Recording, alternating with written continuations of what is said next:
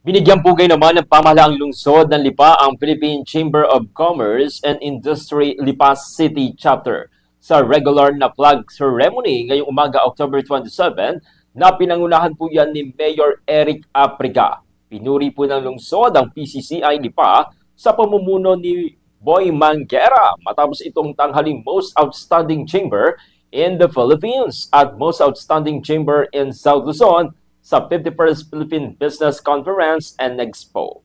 Ayon po sa pamunuan ng Lipa, ang tagumpay na ito ay hindi lamang parangal para sa organisasyon kundi sa buong komunidad ng mga negosyante sa Lipa bilang patunay ng patuloy na innovation, malasakit at kooperasyon para sa pag-unlad ng lokal na ekonomiya. Narito po ang mensahe ni Boy Manguera. Yan ang inspirasyon ng ating minamahal na mayor.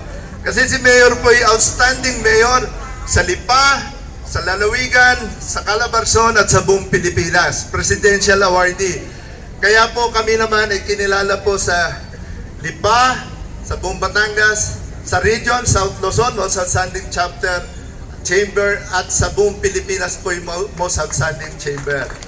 Witness po nung awarding ang ating pong Vice Presidente, at ang ating presidente na nirepresent ni E.S. Bersamin. Alam niyo po,